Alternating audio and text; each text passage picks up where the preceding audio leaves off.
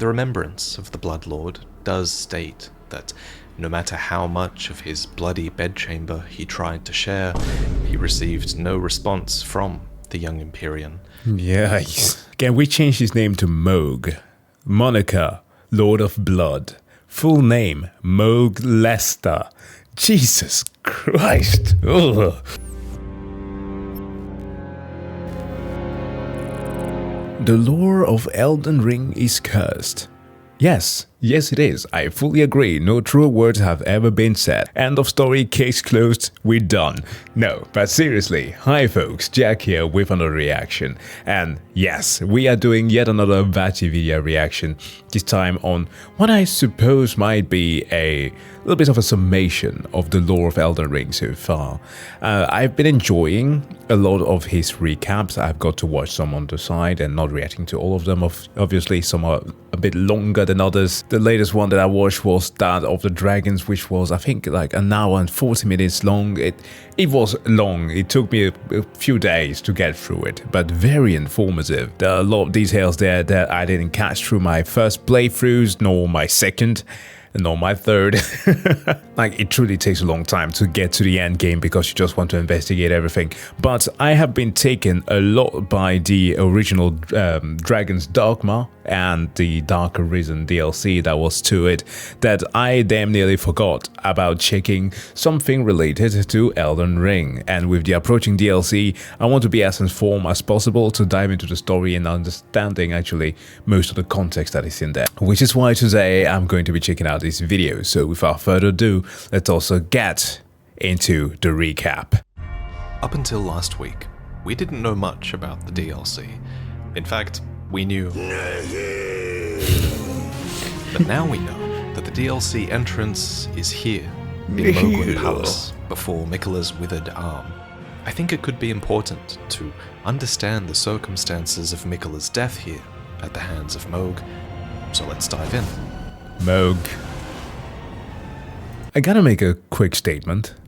I do not trust Miquella. I really do not. I know that he's very likely to jump into the whole thing of his altered ego Centrina and whatever she might be involved in, it's a she, and just a lot of the kind of shady things that we have yet to understand about his intentions. So yeah, I do not trust him. He might be a benevolent entity, but I think that he very much like his mother Marika might be controlling us just a little bit. Also, he's kind of like affiliated to Ranni, and surely she does have a relatively good agenda, one could say, but given the fact that the individual who is suffering the most in this entire game is none other than Godwyn, who might be resurrected at some point, I hope, whom they collaborated in murdering, by the way. Miquella, to me at least, remains very sus.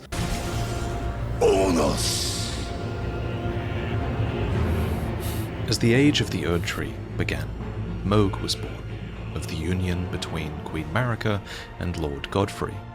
Godfrey was the first Elden Lord, and as such, Mohg is one of the oldest demigods, alongside his siblings who were Morgott and Godwyn.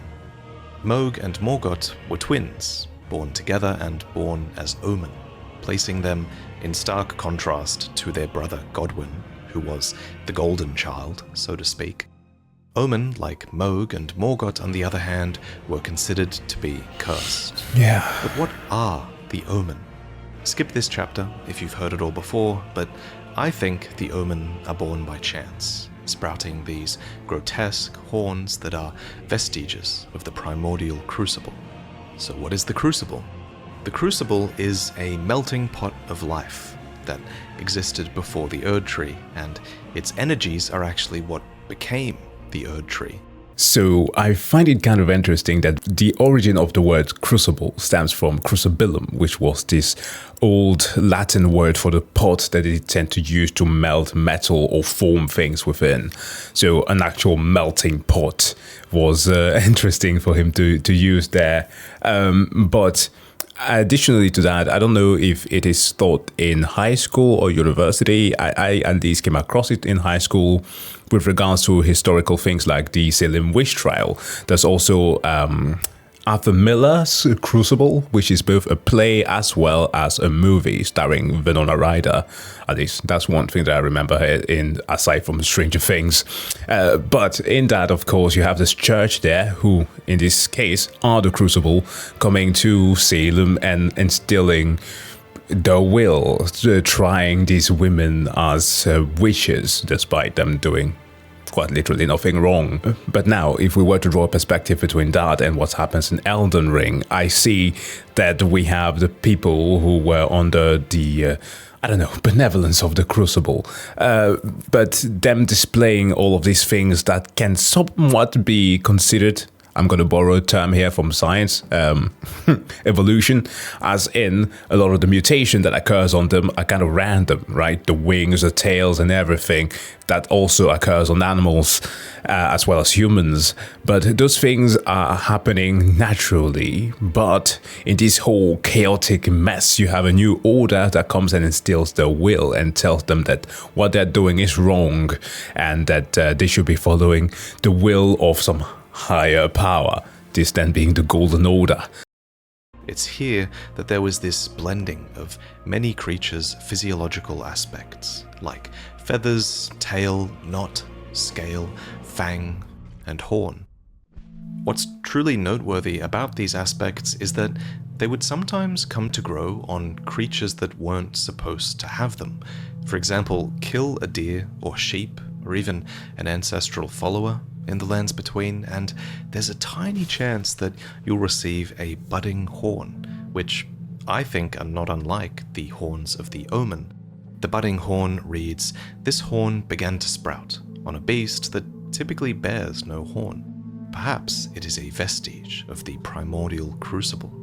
According to the crucible talismans, there was a time when these aspects, like horns, were once considered signifiers of the divine. Oh man, I seem to always forget that he too, his Omen, got his horn filed and clipped.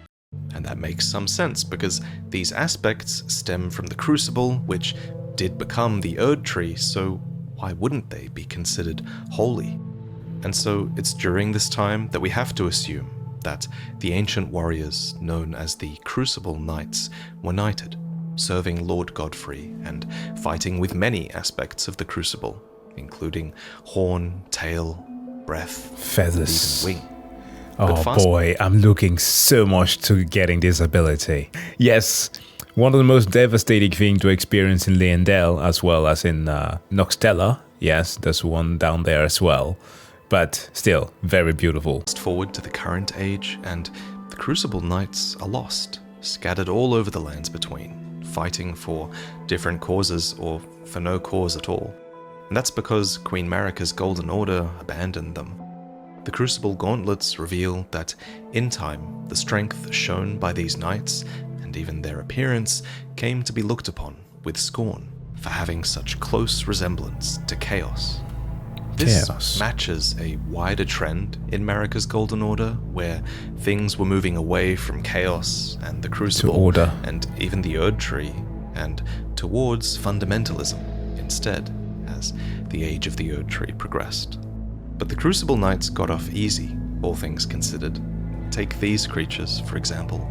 Previously, they were seen as divine for having aspects of the Crucible at birth, but eventually they came to be called misbegotten instead, a word that really sends the vibe that these were now seen as contemptible creatures bearing ill-gotten gains.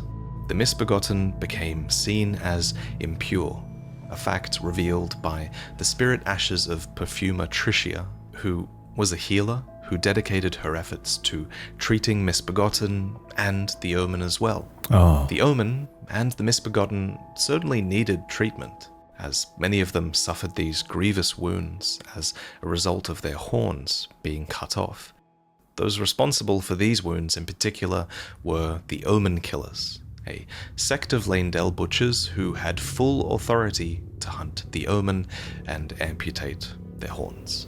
Now, to be fair though, while I very much will be against the fundamentalistic order that Marika was establishing, when looking at characters like Mohg and his horn and how they affected him, he literally has one going through his eyes. He needs some milk! It's a little bit difficult not to look at them and being like, this is misplaced, this is not supposed to be there. But then again, there seems to be more pain when those horns are cut off, so yeah. So, in my opinion, the tradition of cutting off Omen horns would have begun because horns are the offending part of the Omen, as they represent their link to the primordial crucible, which is something that became this accursed concept. And Omen do bear more aspects of the crucible than just horns. The flames. Mohg has a set of wings, just like the Misbegotten, and Morgoth might as well, though they're only really rigged in his animation files. Instead, Morgoth has a tail, just like the Crucible Knights. All that said, the defining aspect of the Omen are definitely the horns. That, and their brute strength, were enough to label them as Omen, distinct from the Misbegotten, but still born by chance. Okay, I understand where he's going with this, but what if, and I know that this is a big if, what if Morgoth was supposed to have wings much like his brother? And I know this is a huge speculation since we can't exactly correlate the two, as we have a third guy there, Godwyn, who was born quite normal and also, now quite looks like a malformed mermaid. Hopefully he gets better with the DLC. Like, that form is so disgusting. But what if, much like his horns, he clipped off his wings? The disdain of being something that the order of his mother did not appreciate, and him wanting to live up to some sort of expectation being accepted, yet still, he does carry some vestiges of the crucible with his tail. Then you'll have to explain that. Perhaps that is to honor his paternal side with Godfrey, who is quite literally the only entity that cares for him as he dies. And also some of his abilities with all the golden summons, like was he Gilgamesh from the Fate series, also emulate a lot of what the Crucible Knights do. So yeah, he's a complicated fella. I would hope that we got to know a bit more, like a definitive answer to some of the question regarding him. Though many Omen were apparently born directly from the Erdtree's royal line. Two of the darkest items in the game are the Omen Bairn and the Regal Omen Bairn. The word Bairn means child, and these items are dolls. They're fetishes that were fashioned to memorialize Omen children who are dead, or who might as well be. The Omen Bairn's description reads, "Omen babies have all their horns excised, causing most to perish, and those that survive live alongside those memorialized by the Regal Omen Bairn," which reads, "Omen babies born of royalty do not have their horns excised, but instead are kept underground, unbeknownst to anyone, imprisoned for eternity." So, some concessions were made for Omen, as opposed to the Misbegotten. Two Omen children, Mohg and Morgoth, were, after all, a part of the Golden lineage, so the royal Omens weren't mutilated, as long as their horns were out of mind and out of sight. And speaking of sight, a horn seems to be responsible for Mohg literally being half blind, as he has grown relentlessly into his eye socket. Incidentally, there's a bit of a trend with blind characters in Elden Ring, and in other From Software games as well, and it's that those blinded Dark Souls are, too. ironically, able to see what sighted folk cannot. For example, in Elden Ring, it was the exiled prophets who accurately foresaw the flame of ruin burning down the Erdtree. And it was the guilty, their eyes gouged by thorns, who glimpsed an outer god in the darkness.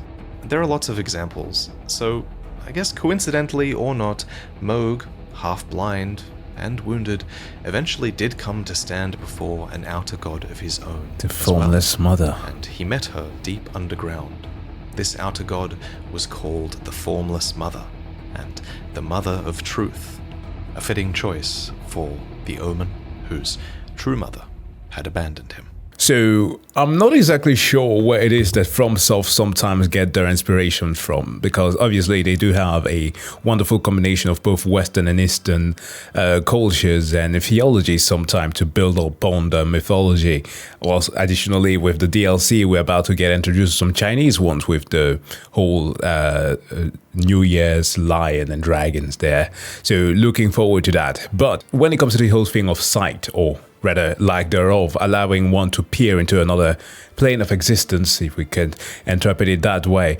It is something that is featured in a bunch of religions. For example, the Zoroastrian ones that are often conflated with Christianity because they do intermingle at a certain point in history. But I'm bringing this up again because of some of my education in that field. But something like that made me think of a character like Saint Paul, or Saul at the time before he changed his name, for which, of course, according to the lore, the scripture from the Bible, he got blinded, struck by a light from heaven, if you trust the scripture there, and was blinded for 3 days until he was faced with this transfigured sight of Christ, you know? And the whole story is, of course, that of him seeing the truth after going blind, and thus changing his name into Paul and finding the true religion that he was meant to follow, and not persecuting anymore. And I don't know what it might be symbolizing further in Elden Ring. If you go by straight up religious fundamentalism this time within Christianity, with texts like Hebrews 11, I think verse 1 to 3, there's this thing saying that faith is the conviction in things hoped for, and a belief in things unseen.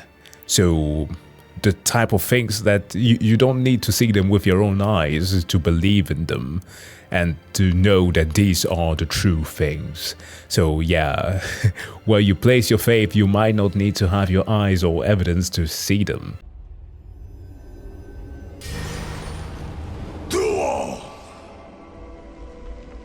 And it's a lot of Mohgwyn. We've talked about outer voice here. gods in other videos, but long story short, they're these cosmic, Lovecraftian entities that are at once extremely powerful, but also strangely limited in how they can influence events in the lands between. They need a medium. Instead of getting involved directly, they will often commune through envoys or vessels, and in the case of the Formless Mother, her subject of communion, or one of them at least, was Mohg. The Blood Boon incantation describes Mohg's meeting with this outer god. It reads, "The Mother of Truth craves wounds. When Mohg stood before her, deep underground, his accursed blood erupted with fire, and he was besotted with the defilement that he was born into." The text also describes what happens when you cast this incantation. You thrust your arm into the body of the Formless Mother, then scatter the blood flame to set the area ablaze. So, there's a lot to break down with this one description. Yeah. Let's start with the fact that this outer god is at once both the Formless Mother and the Mother of Truth. Yeah. So what exactly do these titles mean? Let's start with the Formless Mother, because I feel like that title is easier to rationalize. Yeah. She is likely formless because liquid blood is her essence. And incidentally, the word formless is also used to describe the dragon communion seal in Elden Ring, which is also made of blood. But let's cast our net beyond Elden Ring to Bloodborne, where an extremely relevant parallel to the Formless Mother. Okay. This is an aspect that I have been thinking about some time. I thought that I was going a little bit crazy by drawing comparison to that. Obviously, the games are not connected, but yes, they do draw some inspiration, of course. Exists in the character of Formless Erden, which is also an outer god of sorts. The Erden Carol rune states that blood is the essence of the formless Great One, Erden. And while I absolutely think that the universes of Bloodborne and Elden Ring are separate, I'm confident that From Software are reusing a concept from Bloodborne here in Elden Ring. So it is that I'm confident that blood is also the essence of the Formless Mother. That said, the Formless Mother still has a body of sorts. We thrust our arm cross-dimensionally into it when we cast Blood Boon, and when we rip our arm out, we scatter not just blood, but blood Flames. Thus, while I think the Formless Mother absolutely has an affinity for any blood, I think her essence is more accurately blood flame. And she's not the only outer god with a flame of her own. Just about Fell god all of them. has Giant's Flame. Death has Black Flame and Ghost Flame. Frenzy has Frenzy Flame, and you could even theorize that the Greater Will has the golden fire that spews from the mouth of the Elden Beast and Placidusax. So, flame is commonly a sign of an outer god's essence, and I think the Formless Mother is no different.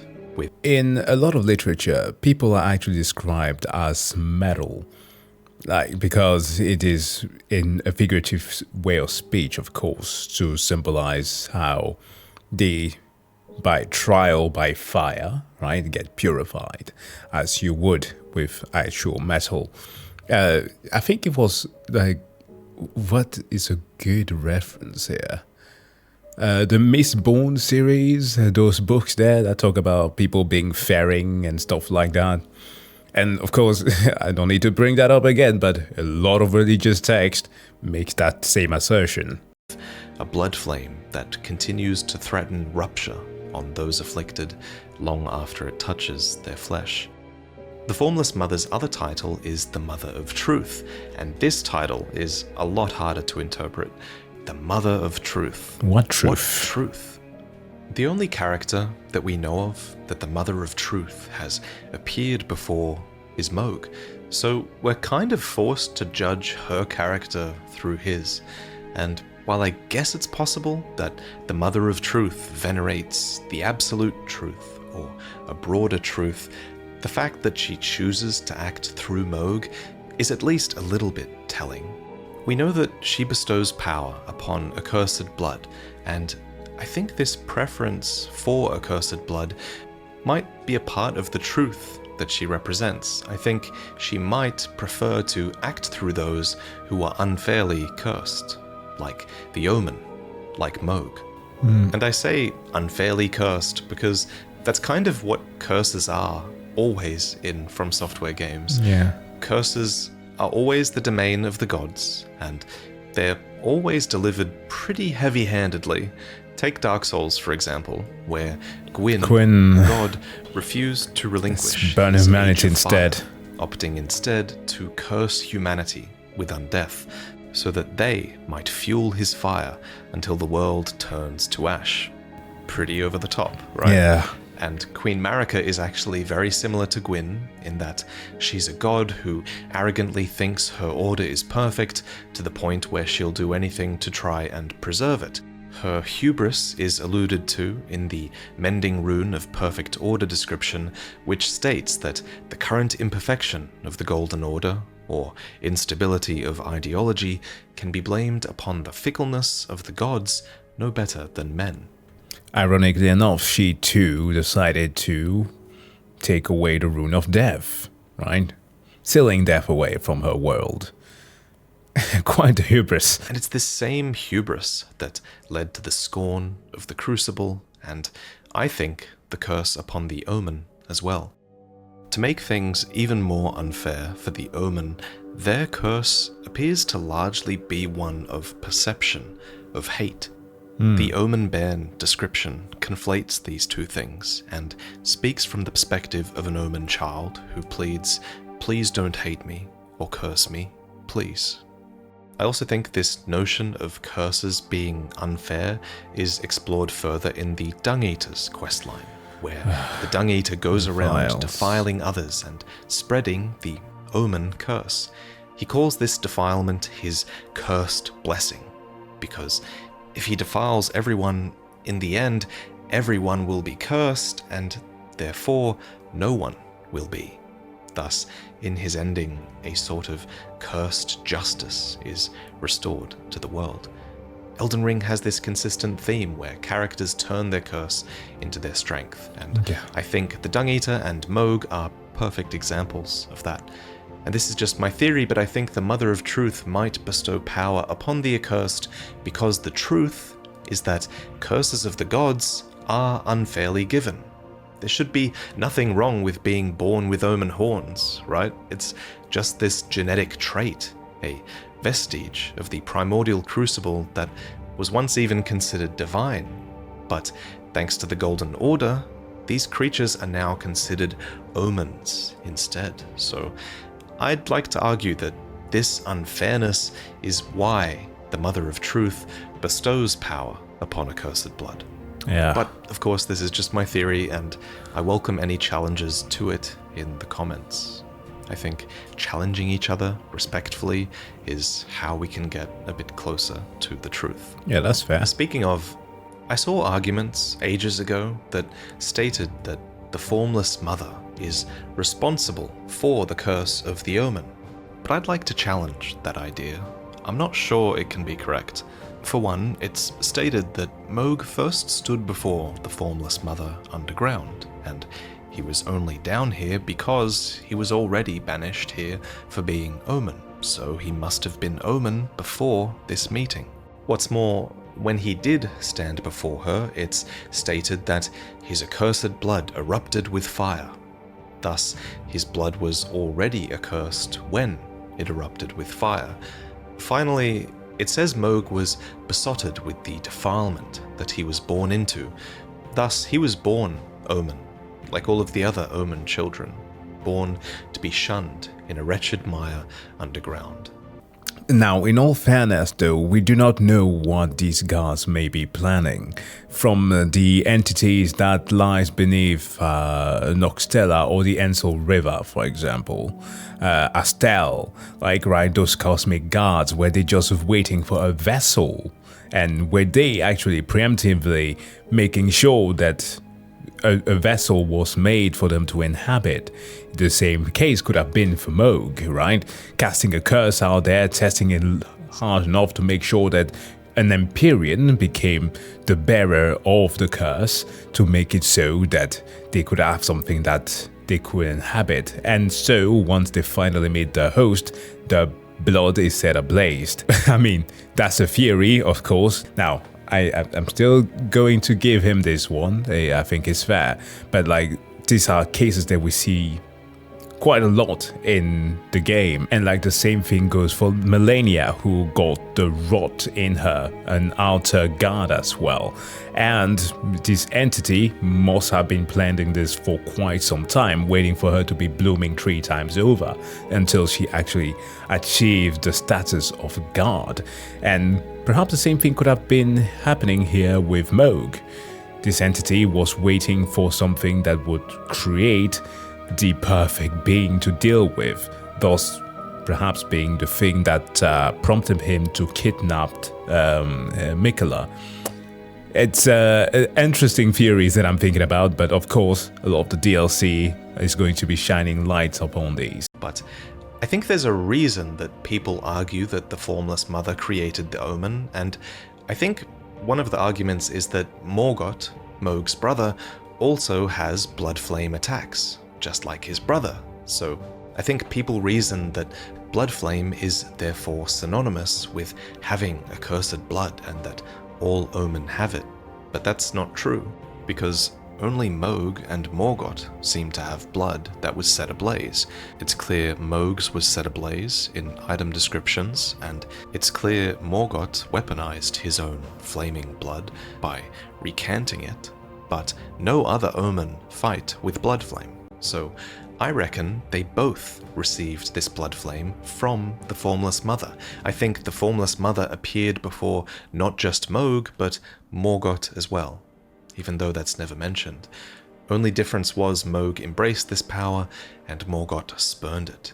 Indeed, Morgott only uses blood flame as a against last resort us in his boss fight as a last resort. Yeah. Morgott's blood flame became a cursed sword that reads, "Weapon of shifting hue, used by Morgott, the Omen King, the accursed blood that Morgott recanted and sealed away, reformed into this blade. For him to have this, I think, proves that it wasn't just Mohg that was approached by the Formless Mother, it was Morgott as well. They were both underground, assumedly sealed in the same place, after all, so I think both of them had their accursed blood set aflame. I think the Mother of Truth, like so many other outer gods, attempted to influence a demigod, and I think they failed with Morgott, but succeeded with Mohg. In the end, both Mohg and Morgott weaponized their trauma. For Mohg, we can look at the cursed blood pot, for example, which you throw at enemies to douse them in accursed blood, causing summoned spirits to assail them with a rabid fervor, a childhood memory of the Lord of Blood. It's basically saying that Mohg remembers being attacked for his accursed blood as a child, and considering the blood specifically motivates spirits to attack, it might be referencing Mohg's experience of being haunted by evil spirits. According to the Omen smirk mask, evil spirits haunt the Omen in their nightmares. So with this cursed blood pot, now Mohg could give others a similar experience. The Mother of Truth craves wounds. She desires bloodshed. Swarm of flies, blood boon, blood flame, everything to do with her is designed to let the blood flow. So the Mother of Truth's base desires are quite simple. But does she want more? Where do her goals end, and where do Mohg's begin? Well, beyond specifically wanting to empower the accursed, and beyond craving bloodshed, the Mother of Truth doesn't seem to want much. Take Mohg's sacred spear, for example. It's called an instrument of communion with an outer god, and all it seems to do is pierce the Formless Mother, coating the blade in her blood flame. That's it. That's the communion. What's more, this sacred spear is a design that will come to symbolize his dynasty. Not the Formless Mother's dynasty, Mohg's dynasty. The Formless Mother might enable this, but at the end of the day, she is behind Mohg's dynasty, but she's not the face of it. So the most you could say, I think, is that she has ambition, yes, but she's not interested in being this god that's worshipped. I think that's very fitting. She's like chaotically evil. Instead, it's Mohg's ambition that we should talk about. And it's Mohg's ambition that led him to leave the sewers long ago. Probably as soon as he could overpower the shackles that bound him here. This battle you have down here with Mohg is actually with an Omen illusion, not unlike the fight that you have with Morgott's illusion. Omen have this ability to conjure illusions. We can sort of infer that from the soundtrack, which calls them Omen illusions. Morgott uses his illusion to hinder the Tarnished. His is pretty easy to understand, but it's kind of hard to understand why Mohg's illusion is down here in the sewers. To give appearances that he was still down there, despite him being in his new dynasty. Somebody might be looking over him or searching for him, since he quite literally kidnapped an Empyrean. Mohg's true location is a bit of a mystery, so maybe he put the illusion here to throw trackers off the scent and sort of pretend that he was still in the sewers? Or did he leave it here to prevent access to the frenzied flame? Because his brother Morgott does something similar down here after all. This illusion of Mohg might even be conjured up by Morgott, because I just noticed that it seems to erupt into golden particles when it's defeated. Still, it's impossible to know for sure. Anyway, nearby you can find an Omen shackle. These shackles have lost most of their power now, and indeed Mohg has long escaped the sewers, and not even the All-Knowing knows where to find him. But he's here, somewhere underneath the land of Caelid, a so-called Lord of Blood who rules in the ruins of an ancient civilization, which he has decided will be the seat of his coming dynasty. But why did he kidnap Miquella? Well, we'll find out eventually. This place is drenched in blood, swarming with Mohg's servants, and the crumbling palace itself is awash with the Formless Mother's blood flame.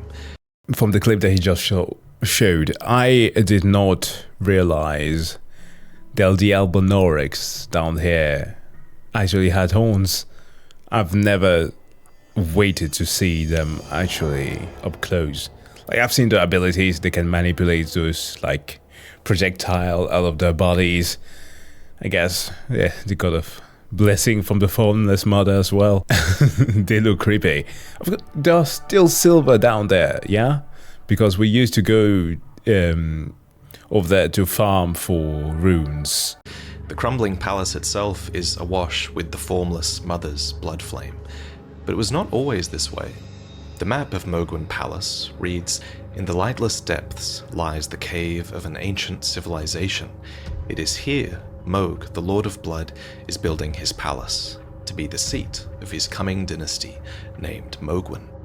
So, this ancient civilization existed long before Mohg. What was this place?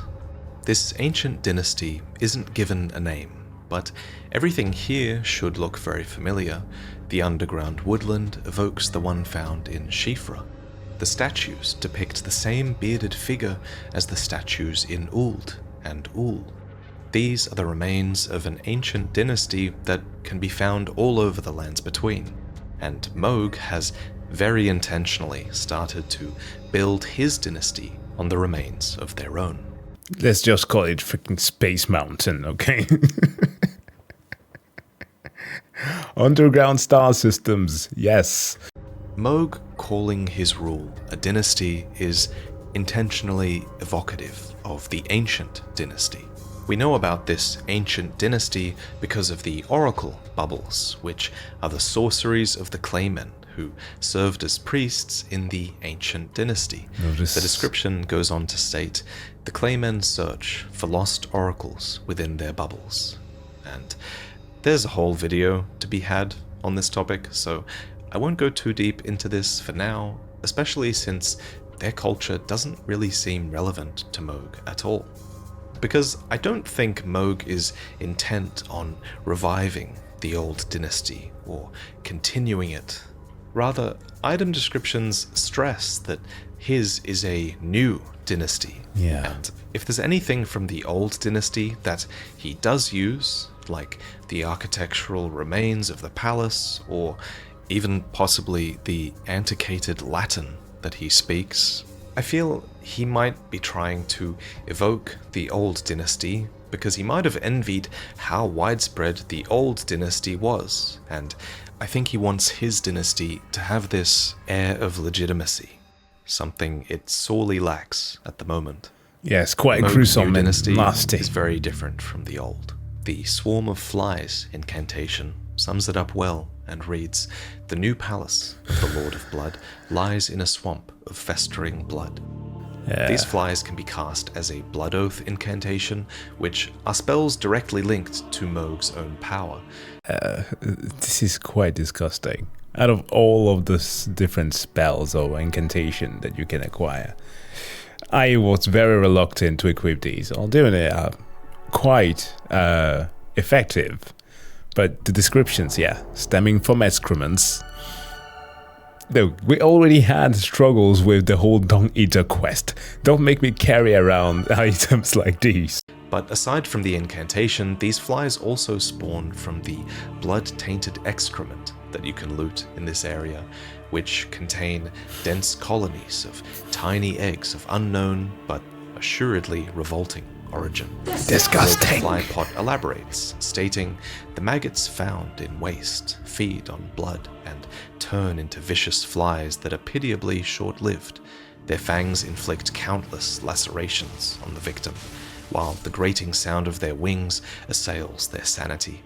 And specifically, these flies spawn from the excrement of carnivorous beasts, of which there are now many in the new dynasty, all festering with these bloody pustules and being even tougher than their kin on the surface." Yeah, if those birds can look more nasty, there you have it. Thank you, Mohg, and your bloody blood.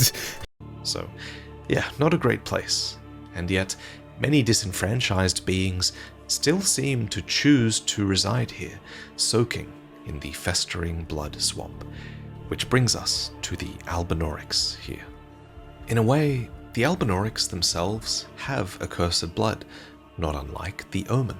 The Albinauric blood clot reads, Albinaurics are life forms made by human hands. Thus, many believe them to live impure lives, untouched by the Erd Tree's grace.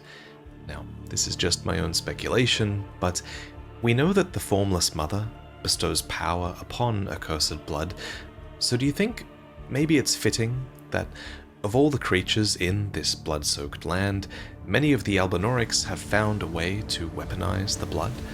I think they've accepted Mohg's tainted blood quite well. The red Albinaurics stand apart from their silverkin, who sit dejectedly upon the cliff face. The red ones patrol the area and fight with attacks that are actually unique from every other Albinauric in the game. Even their model is a little bit unique, beyond just being red. Look at their heads and you'll see these tiny little Omen horns sprouting. Personally, I believe this is because they've been soaking in blood. Specifically, I think they've been tainted by Mohg's Omen blood. We know from the Seedbed Curse icon and the Dung Eater questline that it's possible to spread Omen horns, or at least that horns are an aspect of a defilement that can be spread. So I think that explains why they're sprouting horns here. And there is also evidence that reveals Mohg was attempting to share his accursed blood with others. This leads us to Vaati, and the white man, who were abducted by Mohg, who wanted to see if they could tame the accursed blood. He is truly one despicable character in here. All of those war surgeons, because he's not the only one. Encountering them is sort of revolting to the conversations that you have with them. Like, we want you to join the Orders of the Bloody Fingers. Take this one. But, mate, that's literally my finger. Yes, of course.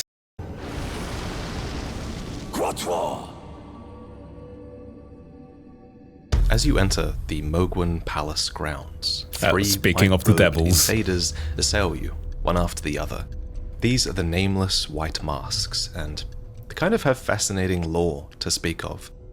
The white masks wear the war surgeon gown, which marks them as war surgeons, who were effectively mercy killers.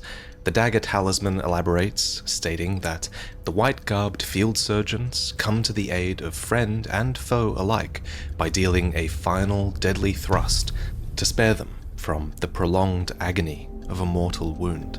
So their name is a bit misleading, as there isn't really any surgery occurring here that could save someone's life. Their favored weapon is the Miséricorde, a dagger with a name that translates to mercy. And it reads, dagger favored by military physicians in white. Medicine is mercy, and mercy upon the battlefield is ruthless. The White Mask's weapon is found in a storage quarter of Stormvale, and their talisman is found in Volcano Manor, so it's kind of difficult to say which faction they served, if any. After all, they delivered death equally to friend and foe, so they were probably a common sight on the battlefields of the Shattering, regardless of their allegiance. Their choice of white clothing is curious as well. In war, white is the color of truce, which is appropriate for these somewhat neutral characters, and incidentally I think white also shows bloodstains a lot more starkly, and maybe that's why the color was chosen as well. These characters definitely got their hands dirty as they delivered their mercy, but constant. I'm sorry, but props to whomever is helping Vaati with the camera work here. Like, it is immaculate. Like, they have to be at least two. I know that you can put like nodes to track the movements from one place to another, but that's a lot of work. Jesus, well made. Delivering mercy would eventually cause them to turn depraved. The dagger talisman ends with the line, "A sense of mercy is a catalyst for bloodlust," and their weapon warns one to beware the killers, clothed as men of compassion. So the war surgeons inevitably developed this taste for blood, and it was this very fact that eventually led to them being targeted and abducted by Mohg. The war surgeon gown reads, "Of the surgeons that were abducted by the Lord of Blood, none were able to tame the accursed blood, none but Vaati, that is, though he was an exception. Therefore, the war surgeons, these nameless white masks that assail you in Mohgwyn Palace, ended up here because they were unexpectedly abducted Kidnapped. by the Lord of Blood.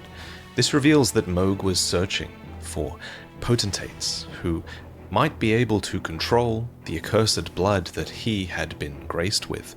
It's more proof that he was looking to share his accursed blood with others. And considering these surgeons now invade on behalf of Mohg, it seems clear that they were happy, on some level, to have this new violent outlet for their bloodlust, though only one of their number actually manages to tame the accursed blood as Mohg desired, and that's Vaati. But what does that really mean, to tame the accursed blood? Well, earlier we speculated that the Albinaurics are growing horns because they've been doused not just in blood, but in Mohg's accursed Omen blood. And I really do think that there's a lot of evidence that Mohg is trying to find worthy recipients who can tame his essence. Because instead of the phrase "tame the accursed blood," the original Japanese actually says something a bit closer to "accept the accursed blood." Okay. Which brings me to this interaction with Vaati, where he gives you a wound and you accept what is assumedly Mohg's noble blood. Yeah. Give me your finger. This noble blood will be an immutable badge of honor once it settles inside of you. Oh, good heavens. Clench your teeth or something. Yeah. The bloody finger item, which is your finger, I might add, reads, "Glistening blood has been siphoned into the nail of this finger. Its sickly pale skin feels nothing now, but the nail still aches with the sweetest pain." Never forget that feeling of agony, for it is what binds you to Luminary Mohg, to all of us. And with a fresh infusion of this accursed, noble blood, you can invade other tarnished and sate your bloodlust, materializing out of blood in other worlds, just like Mohg does. But that's not the only way that you can invade with what is assumedly Mohg's blood. You can also do so with a Other festering fingers. bloody finger. These are consumable items, and they're not your finger this time. And 3 of them are given to you by Vaati, and he gives them to you as a test of sorts. Oh, I have a gift for you, something fit only for the wise. A means for circumventing the draw of the 2 fingers. Give it a try, won't you? Vaati is hoping that you'll use these to fuel a bloodlust of your own, thereby distracting you from the allure of the 2 fingers, who have other plans for you as a tarnished. And if you prove this bloodlust to Vaati, you'll be inducted into their order, and you'll have blood infused into you, perhaps as he and other war surgeons once received. I knew it from the very start. You have a taste for noble blood. As opposed to the bloody finger you can receive, these consumable, festering bloody fingers are blackened with blood congestion. And if you look closely, what You're looked not. like Omen horns appear to be writhing at the end. Oh. I thought it was just a knot. But yeah, I guess. Enforcing the idea again that it's Mohg's accursed blood that had been injected into these fingers before they were cut off. The description goes on to state that these festering fingers have been chopped off rather unceremoniously. The lack of ceremony indicates a measure of disappointment with the owner of these fingers, I think. And that's why I think these fingers once belonged to other inductees. just like the nameless war surgeons who failed to accept the infusion of Mohg's blood. Note this dialogue from Vaati if you deny him. You will die nameless, without ceremony. So the No, that's not how many of us interpreted it the first time that we encountered him. It was like, you have no bitches, sir. You will die maidenless. nameless war surgeons are likely also those whose fingers were unceremoniously chopped off, it seems. They're a warning of what could happen to you if you listen to Vaati's speech, which is enticing in its splendor, but full of deadly consequence. Despite this harsh treatment of his subjects, Mohg is different to the Two Fingers, according to Vaati, at least, and one of the key differences, apparently, is love. In his dialogue, Vaati laments that the Two Fingers have no love for the Tarnished, but Mohg does, he says. Incidentally, the Tarnished are kind of related to Mohg via Godfrey, in a way. Sure. We're all of the same bloodline, so I guess it is true that we are at least somewhat alike. Vaati really is very loyal to Mohg, and indeed, amongst all the war surgeons, Vaati is actually the only one that's capable of incanting Blood Flame Blade, a spell that coats his weapon with what we know is the essence of the Formless Mother. Vaati has been granted strength beyond any other character in Mohg's dynasty, it seems, and Vaati is, no doubt, eventually very disappointed in you when you teleport to the palace early, before the new dynasty has even begun. Have to fight This him. is what leads to an optional confrontation with Vaati and his death.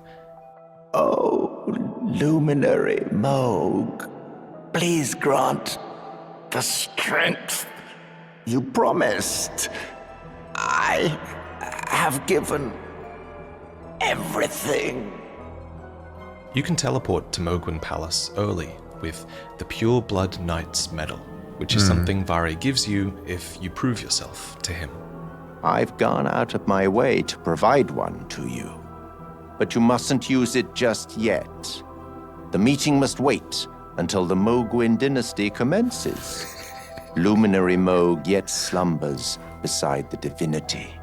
Now that we've been Then you inducted, literally do. we start to see Mohg's luminary vision and can learn how Mohgwyn Dynasty is supposed to come about.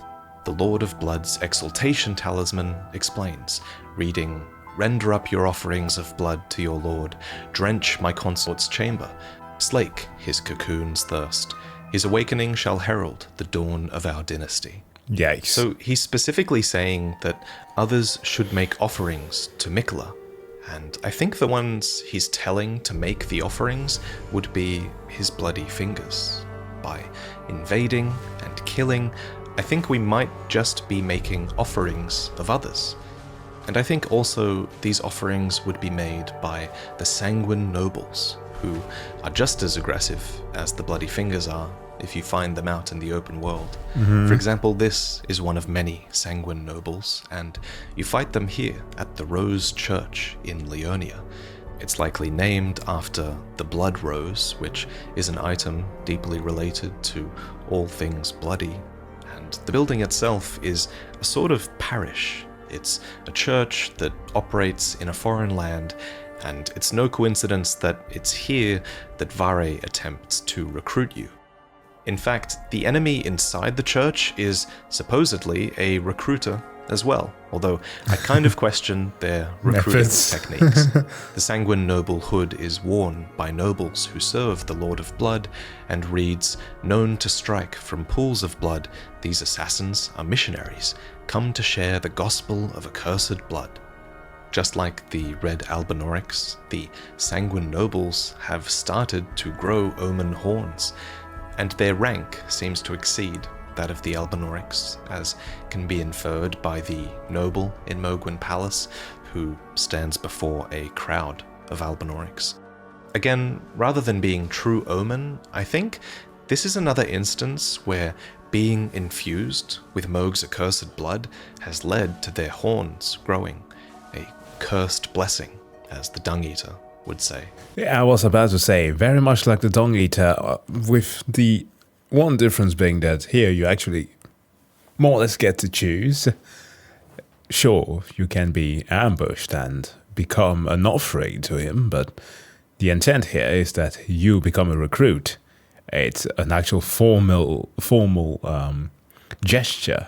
Their robes go on to read, "The grand metallic pattern on the shoulder is a signifier of the noble rank they intend to claim upon the advent of the new dynasty they are working to install. And their weapons are designed to rip the flesh with sickening efficacy, suggesting that they really are working to install this new dynasty via the blood loss of others, making offerings for Miquella's cocoon." And again, I think the Bloody Fingers are the same way. Ura calls the Bloody Fingers tarnished, held in thrall by cessblood, zealots who stalk their own. If it isn't Nereus, the Bloody Finger, the end is nigh. For you. Ura is familiar with many such Bloody Fingers. Yeah, the one who None betrayed more him. so than Eleonora, who is the one he loves, and she's the one who he considers to be the deadliest Bloody Finger of all. I'm dying to see you. Eleonora. Violet Bloody Finger. In the end, though, Eleonora kills Ura here at the Second Church of Marika. And this church is interesting because despite being a Church of Marika, there's clearly been an attempt by Mohg's adherents to usurp it. Note the blood roses, the sanguine noble who appears here, the hound here festering with blood, and of course Eleonora herself. Eleonora Dragon is one of says. Mohg's Bloody Fingers, the most dangerous of them all, if Ura is to be believed. Perhaps it's for this reason that Mohg might have entrusted her with the purifying crystal tear, an item that can nullify the effect of Mohg's Rite of Blood attack. Either that, or she has somehow procured this purifying crystal tear because she has a secret plan to attack Mohg. You could definitely speculate in that direction as well, Yeah. I think, if you wanted to. Eleonora wields a twinned naginata, a weapon that's forged in the Land of Reeds, which is a place locked in civil war that has become alienated from the culture of its neighbors. Little wonder, it is said, that the entire nation has succumbed to blood-soaked madness. It's on this note that I'd again like to return to the description of Formless Erden in Bloodborne, specifically the part that says both Erden and Erden's inadvertent worshippers surreptitiously seek the precious blood. Earlier we established that Erden and the Formless Mother clearly have some overlap, and I speculate that this overlap could extend to Erden's inadvertent worshippers as well. Inadvertent means unintentional or accidental worship in this context, and I think that the Formless Mother might have many, many children, because I think you can make a good case for her having many inadvertent worshippers of her own. After all, the blood-soaked madness of the Land of Reeds has led more than one of their number directly to Mohg. Introducing Okina, who is a demon of a swordsman. His Yeah. bloodlust led him into combat with Mohg himself, and his sword tells of this story, stating, Rivers when of Mohg, blood. the Lord of Blood, first felt Okina's sword and madness upon his flesh, he had a proposal to offer Okina the life of a demon, whose thirst would never go unsated. So it was that Okina became a bloody finger of Mohg, cutting down his enemies with rivers of blood, a cursed sword which has felled countless men. Weapons like these are really powerful when paired with the Lord of Blood's Exaltation talisman, which gives you an attack boost if blood loss is triggered in the vicinity. And one amazing little lore detail is that this Captain of Godric actually gets the attack power buff whenever there's blood loss nearby, hinting that he's actually carrying the Lord of Blood's Exaltation talisman, Yeah. and that he is thus an adherent of Mohg. The weapon art he uses, Bloody Slash, also suggests as much, as it is a blood oath skill granted by the Lord of Blood. So it seems this Stormvale captain has either defected or is secretly loyal to Mohg, or he has a dual allegiance. I love that it's left open to your interpretation. The talisman itself is dropped by Esgar, a priest of blood found in the catacombs below Leyndell, the same place where Mohg first met the Mother of Truth. He wears the robes of an adherent of Mohg, except for his great hood, which reads, a burial shroud of sorts, for those who discover, at long last, the truth they sought. I think this could be hinting that Esgar found the Mother of Truth here below, but it's hard to say for sure. Speaking of which, it's unclear if Mohg has ever shared the fact that he communes with the Formless Mother at all. Most worship of her appears to be really indirect, and bloodshed for the sake of bloodshed seems reason enough for her, and those that perform it as well. Perhaps it's for this reason that the All-Knowing casts doubt on Mohg's title, calling him the so-called Lord of Blood. Oh, so that's where the so-called Lord of Blood was hiding himself, eh? Perhaps this lack of clarity about Mohg's rule is why even item descriptions cast doubt on Mohg, who is the reigning lord and hierarch of the coming dynasty of Mohgwyn, or perhaps a raving lunatic. After all, can blood offerings really lead to the awakening of Miquella? The remembrance of the Blood Lord does state that no matter how much of his bloody bedchamber he tried to share, he received no response from the young Empyrean. Yeah, can we change his name to Mohg? Moniker, Lord of Blood. Full name, Mohg Lester.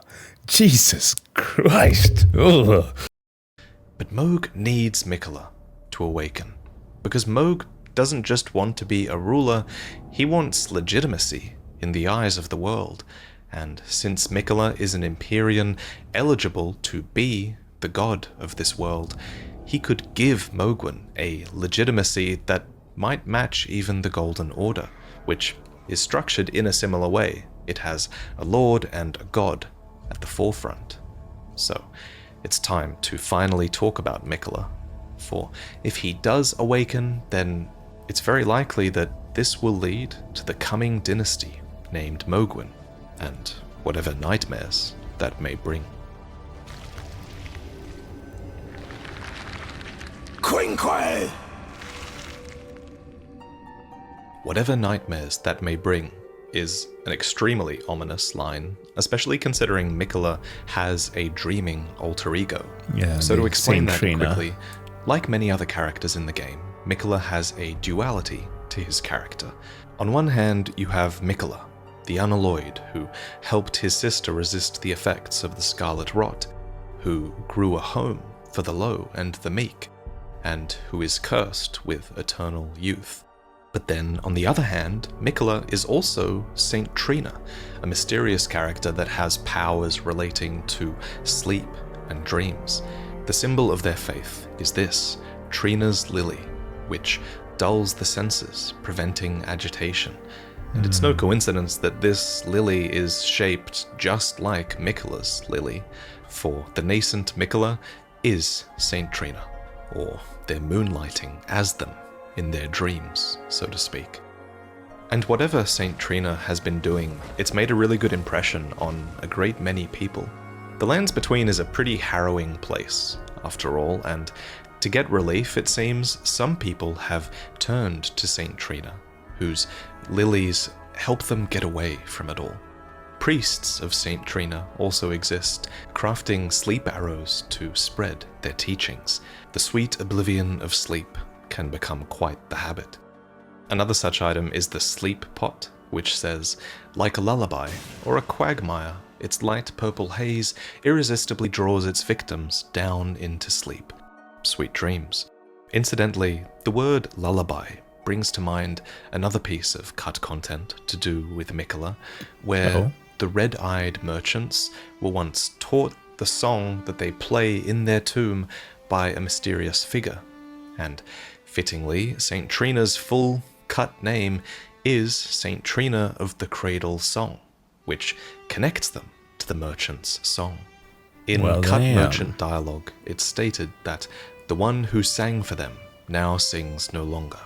The singer is missing, just like St. Trina, because the one who sang was St. Trina. And we don't really have to just rely on cut content to tell us of that fact.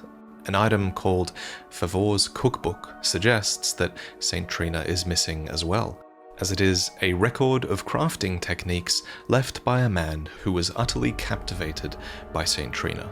He continued the search for her in his slumber. So he was searching for her because St. Trina went missing. Also, St. Trina's sword reads, St. Trina is an enigmatic figure. Some say she is a comely young girl. Others are sure he is a boy. The only certainty is that their appearance was as sudden as their disappearance. So St. Trina went missing. And returning to cut dialogue, we also learn about a character called Rico, a cut NPC who claims to be Miquella's humble servant, and who we believe finds Miquella's body at Mohg's palace. Here, Rico states, "Finally I have found it. St. Trina, no, Lord Miquella's cadaver. I have partaken of untold secrets, such that I may aid you, O Lord. So please, I hope you welcome your humble servant, Rico, into your dream, the world of your heart."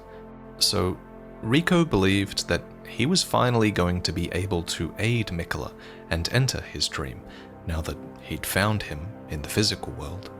Before the DLC trailer was revealed, I would have said, yeah, I reckon the DLC will take us to Miquella's dream world. It sounds like the perfect place for DLC, right? But now, with the recent trailer, it can't be that simple, because the interviews featured in my DLC video make it quite clear that Miquella's cadaver will instead take us to the Land of Shadow, a place that was once physically a part of the Lands Between before it was veiled and obscured by Queen Marika. In that video, we speculated that the Land of Shadow might be a place where the dead go. We speculated that it might be a kind of afterlife, or at least it might have once been a sort of afterlife before the Erd Tree sort of took over that role. We reasoned this because Miquella is said to have divested himself of his flesh to get there. The poem reads, "It was to this land that Miquella departed, divesting himself of his flesh, his strength, his lineage, of all things golden." Of course, we don't yet know the true nature of the Land of Shadow, but it is kind of fitting for St. Trina, of all people, to have died to arrive in this place, because death in Elden Ring has long been linked to sleep. For example, when Roger succumbs to Deathroot, he says this, "Lately, I feel I'm on the precipice of falling into a deep, fathomless slumber, and I have an inkling it could spell trouble for you somehow." Roger? Yeah, he becomes a shadow to serve the naked, scaly sleeper, Fia, the deathbed companion. Is almost hinting that he might be a threat in some realm beyond sleep. And he's kind of right, because later we do find Roger, or a part of his vitality, at least, which has been weaponized by Fia. We do this inside of Godwyn's deathbed dream, a phrase that obviously has sleep connotations as well. So I wonder, with death being so linked to sleep, could Miquella have planned this death in his own slumber so that he could travel to the Land of Shadow? One piece of evidence for Miquella's death being a sort of deep sleep could be the slumbering egg, which is an owl egg that will never hatch, prized as a symbol of the most sublime slumber. The egg is this powerful parallel to the situation with Miquella's cocoon. Miquella's cocoon was taken by Mohg before it was ready to hatch. Just so, this egg is looted from killing an owl, and thus is also taken before it was ready to hatch, perhaps before it was even ready to be born. The owl inside will never hatch, it's essentially dead, and this egg's description reminds us that this state of death is the most sublime slumber there is. So I conclude that there's a strong parallel between the slumbering egg and Miquella's cocoon. Touching the arm that extends out of the cocoon will bring us to the land of shadow, where Miquella travelled, long before us. As per the IGN interview, Miyazaki states that players will be following in Miquella's footsteps in the same way that they followed the blessings of the Sites of Grace in the lands between. And of course the player is not the only one who is curious about Miquella. There are several other characters in the world and NPCs who have been following Miquella as well, and the player will encounter them on their journey in the land of shadow, and they will make new friends and enemies. We hope. Fittingly, Miquella does have many followers, so does Saint Trina, and while no one seems to know for sure where they disappeared to, it is rumoured. Gideon's dialogue reveals that he suspected Miquella was with the Lord of Blood, and there's even a phantom in the consecrated snowfield who points towards Mohgwyn Palace's waygate, and they died knowing exactly who took Miquella as well. And then of course there's Rico, that cut content character who senses their master needs their aid. Indeed, Saint Trina and Miquella seem to live on, beyond the death of their flesh. And while the Land of Shadow might not literally be the dream world that many expected it to be, there is evidence that Saint Trina's presence has been felt here. For example, this is Saint Trina's lily in the base game. It looks a bit sad, right?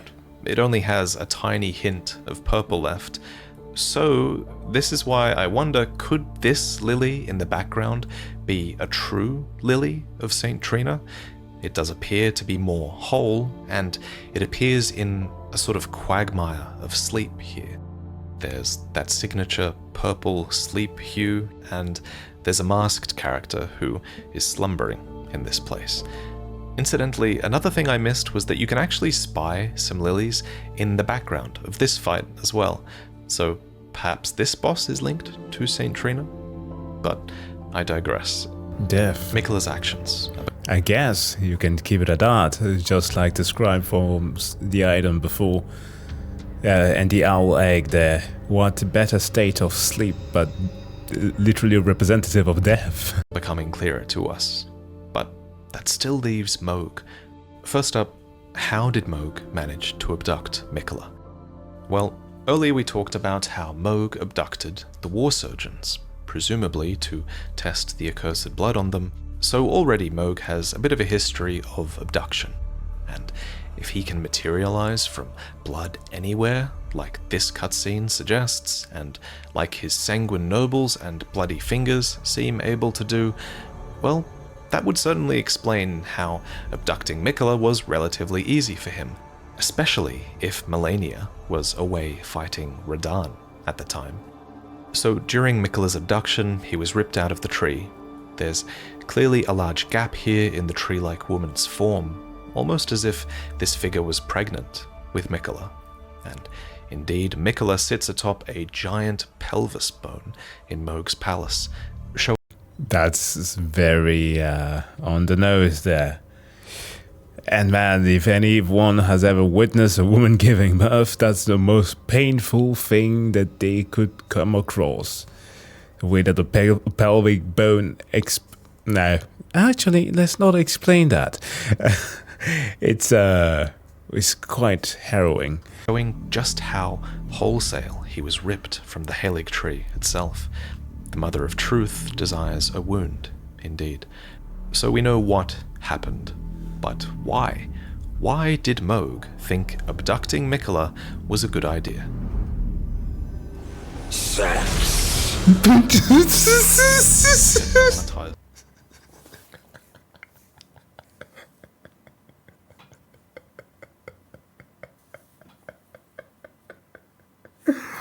No! No, you can't say that.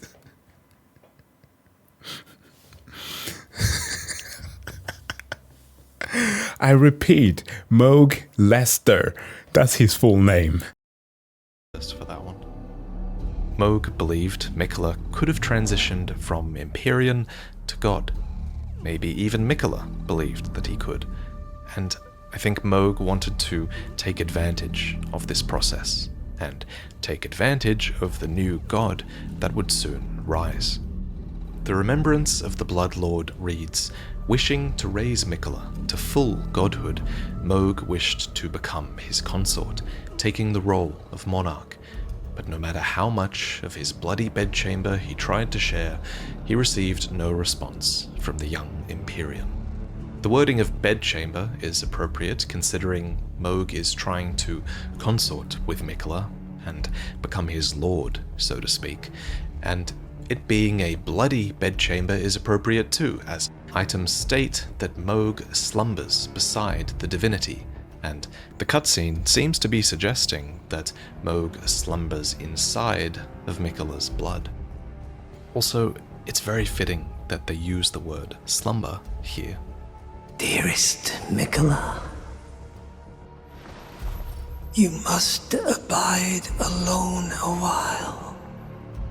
So if Mohg becomes his consort, then Mohg will become a lord of sorts, not unlike the dynamic with the Elden Lord that has existed throughout history, where they become consort to their god. But the real question that remains is, how exactly does Miquella become a god in this situation? Considering Miquella's positioning in the womb of this giant tree-like woman, it's easy to assume that what he was attempting was a sort of rebirth here. And this brings me back to Rico's dialogue, the final part, where he says, "Indeed, I beg you grant my wish, that when you transcend from Empyrean to God, allow me a place by your side." I wonder, what if the cocoon was part of this transition? It reminds me a lot of Berserk, which Miyazaki is endlessly inspired by. Okay, the whole thing with Miquella being Griffith, right? That's what he gonna say. I kind of want to contest that. I don't think so. But yeah, it's kind of difficult not to acknowledge that there are similarities. And spoiler alert if you haven't yet seen it, but a certain character here also achieves a similar transition inside an egg, turning from human to a god of sorts. To become a part of the God Hand in this moment and achieve his dream, Griffith has to make a sacrifice, and in the end, he chooses to betray his companions, branding them and sealing their fate. In my Miquella video, we draw a few parallels between Miquella and Griffith, and if Miquella is inspired by Griffith as much as I think, then that could be quite concerning, as there is a part of Melania's storyline as well that also seems to be setting up some betrayal to come, although that is, of course, just speculation. Oh boy. This is probably a good time to talk about the fact that Miquella does have some very ominous overtones to their character. For starters, Saint Trina has an adult form, and it's a one-eyed creature with this spooky mass of elevated hair that is carved upon Saint Trina's torch. What's more, remember Saint Trina's sleep fog draws others down into sleep against their will. Sleep is a weapon. Saint Trina's sword makes that even more clear, as does cut content, which states, "The Saint of the Cradle song has become the very symbol of lost repose, and the feeble of heart were powerless to resist her kindness, even upon the battlefield." Also, the dialogue that was made clear there in the DLC's intro regarding Miquella, that he uses love as a weapon as well. Like, what more frightening of a thing to be? Yeah, even positive aspects that one should consider to be objects of benevolence are dangerous in the lands between, and of course the land of shadows. Boy, the lore of this story is so dark. So, in cut content, at Nothing least, good. the Saint of the Cradle song actually fought in certain wars with kindness. So that description mentions Saint Trina's weaponized kindness, and so does this line from the trailer. Pure and radiant, he wields love to shrive clean the hearts of men. There is nothing more terrifying. Yeah, kill them with kindness, quite literally. Melania also calls Miquella the most fearsome Empyrean of all. And lastly, the common soldiers of the Halig Tree discovered a bitter truth as they awaited their lord's return to the Halig Tree. They discovered that Miquella's sacred light would trigger them to self-destruct in their final moments. But even so, they remained loyal, and I quote, "May the flash of our deaths guide Miquella's return." So in conclusion, it's for these reasons that I'm a bit concerned about this scary, dreaming demigod, and about the nightmares that might be incurred by Mohg's ritual with him inside the cocoon. A part of me wonders if the Formless Mother was supposed to be a part of Miquella's ascension to God, considering the ritual happening in Mohgwyn Palace. That would fit because a few gods we see in Elden Ring do have an outer god as a patron of sorts. Exactly what I said in the beginning of the video, at least a bit earlier, regarding the transition to godhood. That's why I'm very much inkling to the fact that a lot of this has been planned. That's the whole shtick, especially when it comes to cosmic gods, that they have been planning to get a vessel to introduce themselves into the world.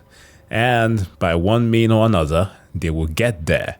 Even if it's come to literally a child boy that was trying to do good. Malenia has the outer god of rot, and she is destined to become the goddess of rot. Marika becomes a vessel for the Elden Ring, and she is the god of the greater will, who is almost certainly an outer god as well. So all of that sort of answers how Miquella might become a god, as best we can, considering how abstract the game is with these terms. My next question is, though, did Miquella foresee any of this happening? The Bewitching Branch is an item that can pierce a foe and turn them into a temporary ally, and it reads, "The Empyrean Miquella is loved by many people. Indeed, he has learned very well how to compel such affection." The wording here is kind of sinister, right?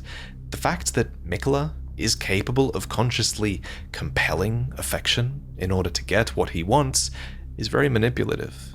And if Miquella is capable of masterminding others' affections, who's to say he hasn't done the same with Mohg? Mohg's infatuation with Miquella is very obvious and very cursed, considering Miquella's eternal youth and the fact that Miquella is technically Mohg's half-brother. Again, I'm reminded of this scene with Griffith from Berserk, where Griffith spends a night with a powerful, perverted older man for money, which he needs to achieve his own goals. The man, Gennon, is obsessed with Griffith, but to Griffith, Gennon is nothing more than a stone lying on the side of the path he walks, and Griffith eventually discards him as such. In my Miquella video, we talked about just how much overlap there is between the characters of Miquella and Griffith, and so I just can't shake the feeling that Miquella might be using Mohg here. But if that's true, why? What would Miquella stand to gain from masterminding this entire situation where he ends up dead and defiled? Before the DLC trailer dropped, I had imagined that Miquella's arm would take us into Miquella's dream world, and so I thought that Miquella might stand to benefit or suffer thanks to Mohg's actions upon his slumbering form. I thought he might have even been co-opting the Formless Mother for his ascension into a god. But now, from what we understand about the DLC trailer, the Land of Shadow is a place distinct from Miquella, so the answer becomes different. We know Miquella divested himself of his flesh and grace to get here, so it's harder to imagine that the bloody rituals happening in Mohgwyn are having any effect on Miquella's self. Mohg really might not be getting any response from Miquella for good reason.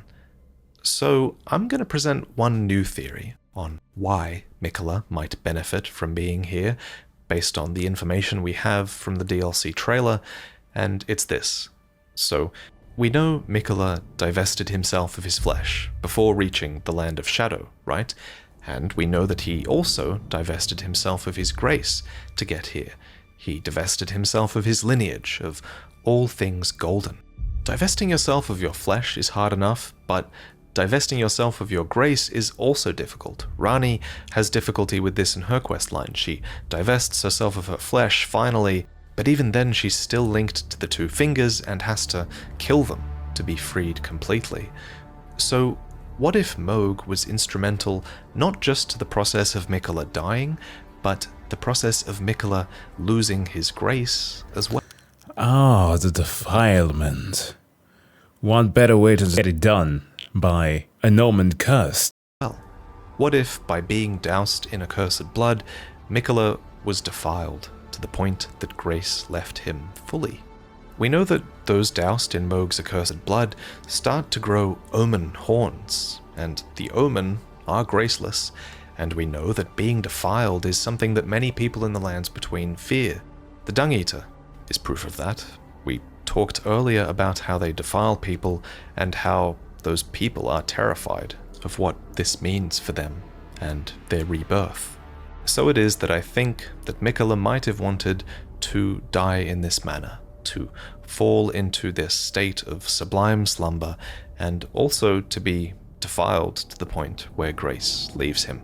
But that's just a theory, and of course, we don't have all of the pieces of the story yet, and I think it's impossible to say for sure which direction his story will go. I think this state of speculation is very much exactly where From Software wants us to be at this point.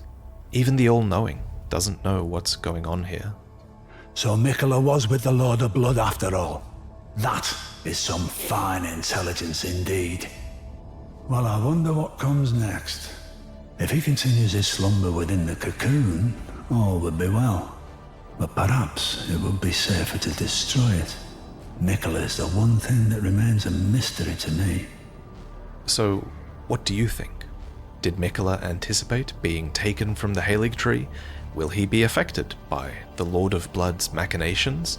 Mohg certainly believes so.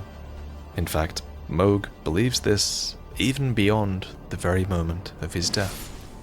I can see it as clear as day. The coming of our dynasty.